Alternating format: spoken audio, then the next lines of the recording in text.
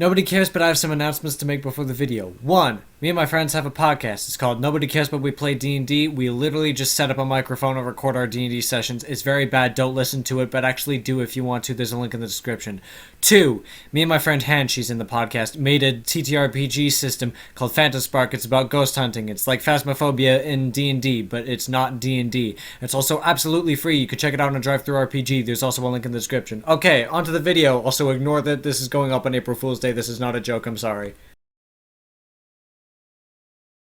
Why do druids exist? Their whole purpose is to protect nature, but if we wanted to do that, I'd move to Sweden and start calling politicians dumb. I mean, we're gonna destroy the DM's world due to the pure chaotic energy that we cannot keep contained eventually, so I say just burn it all down now to save us the trouble. I'll grab the flamethrower, you grab some dynamite, and tell every wizard you know to cast Fireball. The apocalypse starts with us, motherfucker. Let's blow this popsicle stand. This is a very unhelpful guide to subclasses.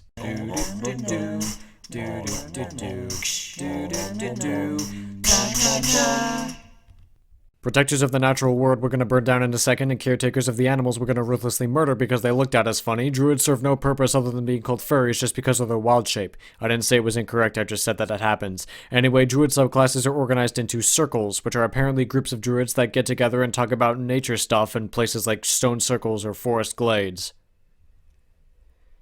That sounds like a cult. So, the cults you can apply for include totally not clerics, the worshippers of Bear Grylls, literal overpowered bullshit, the people who piss off the DM, Umbrella Corporation, the one that could actually be a cult, and a random group of arsonists. Wait, arsonists? I thought we were supposed to protect nature. Oh well, guess I'm grabbing the flamethrower after all. The Circle of Dreams is the Druid's emergency button. This subclass is the one you choose when you realize everybody has made their character and no one picked a cleric. It's nowhere near as good as a cleric, but hey, country girls make do. At least it wasn't a total waste. You get special Healy dice, a magical dome that can cover you while you rest, and the ability to pop into someone's dreams every so often to give them important world-ending information or just to convince your senpai to notice you. Plus, this is one of the many subclasses that give you a random teleport for absolutely no fucking reason, all without unnecessary fey flavoring like the new dream-flavored Coca-Cola. Wait a minute. So the main takeaway from this is that dreams are fucking useless and serve no purpose other than weird as fuck flavor text. Wait, what about the one where I had a girlfriend? No, don't go, no! Get your camping gear and your kobold film crew ready because this subclass is all about adapt to survive. However, where Bear Grylls would probably survive in any environment like the Mad Laddie is, you have to pick one environment that you'll probably never see in the entirety of the campaign because fuck you. Depending on which environment you choose to be an expert on, you get a specially curated list of extra spells flavored to the nitty-gritty elements of said environment. You also can't get slowed down by difficult terrain, so you have no trouble chasing all the random wildlife off your lawn. Not that they're gonna bother you anyway, since they apparently are hesitant to attack you due to your special connection to nature. Tell that to the fucking mosquitoes that don't give a shit who you are and will suck every last ounce of blood out of you like a horde of, well, mosquitoes. Sorry, gang, I'm running low on comedy juice. I should probably restock in a second here.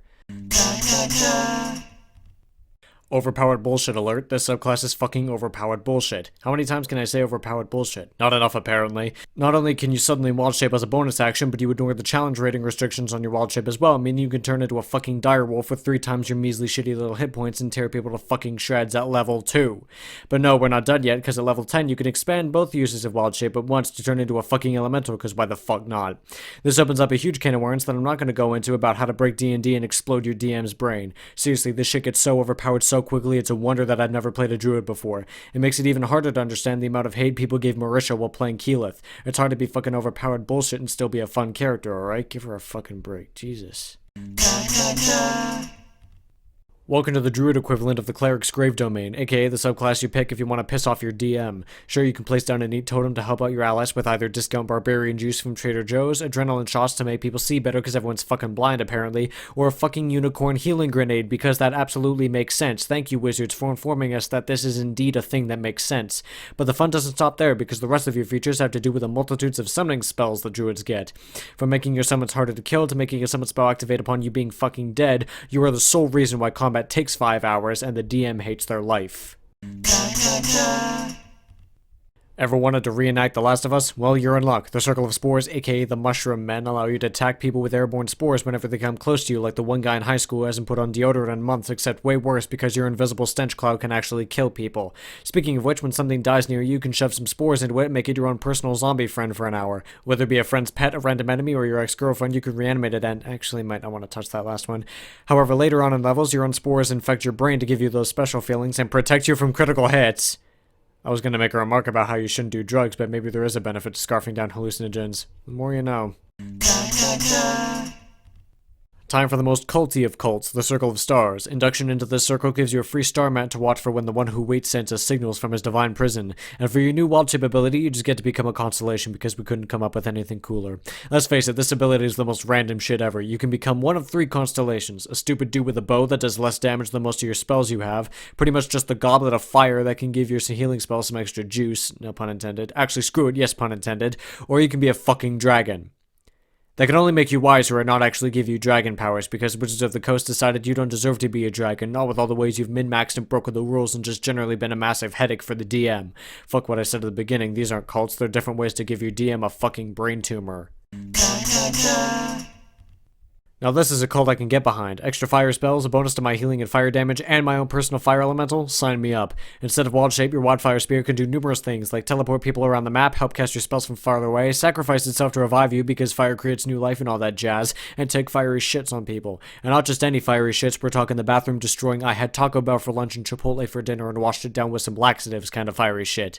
Your special ability for this subclass is essentially summoning an atomic bomb ready to explode all over the fucking battlefield and make your enemies wish living organisms didn't require waste disposal. Anyway, shit-based arson aside, now you know everything there is to know about all the officially published Druid subclasses. Good night.